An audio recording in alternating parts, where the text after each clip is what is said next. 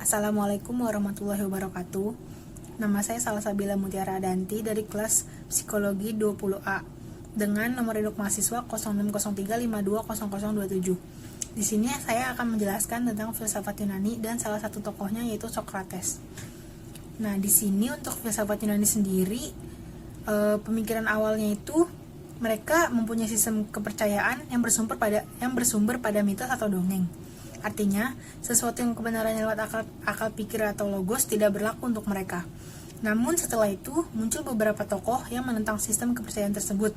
Mereka menginginkan pertanyaan tentang misteri alam semesta ini yang jawabannya dapat diterima oleh akal atau rasional. Sehingga pada akhirnya mereka meninggalkan sesuatu yang bersifatnya mitologi. Kemudian ada 3 faktor lahirnya filsafat Yunani.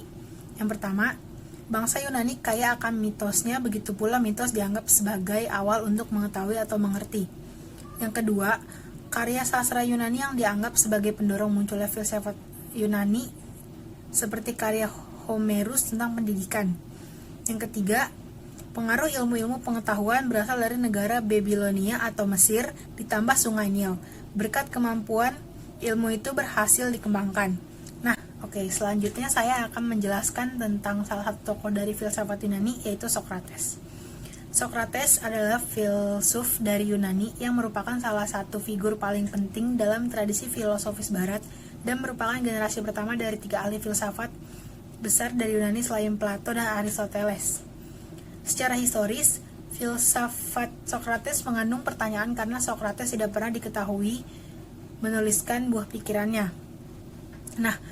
Kemudian saat orang-orang begitu fokus pada pemahaman tentang gejala alam, astronomi, perbintangan, dan semua benda luar angkasa, Socrates lebih menyukai tentang gejala sosial, perilaku manusia, semua tentang manusia, sosial politik, dan etika politik kenegaraan. Adapun kontribusi Socrates untuk psikologi, yang pertama ada ketertarikan pada jiwa. Socrates dan muridnya Plato bekerja dan merefleksikan keberadaan jiwa, apa yang mereka anggap jiwa. Pengaruh fakta ini pada ilmu psikologi saat ini terbukti menjadi produk kelahirannya refleksi pada isi pikiran kita yang berasal dari ini dan penulis lain. Yang kedua, etika dan moral. Socrates memfokuskan pemikirannya pada etika dan moral, perilaku individu dalam masyarakat, dan pembentukan pola perilaku. Sikap dan nilai adalah beberapa aspek berganda yang dihadapi psikologi.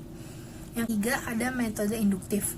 Socrates dianggap sebagai salah satu pelopor dalam penciptaan metode induktif dengan berpura-pura sebagai orang yang mengakses pengetahuan tentang kebenaran melalui pengalaman mereka, bukannya yang dimulai dari yang seharusnya ilmu dan diberikan dengan baik.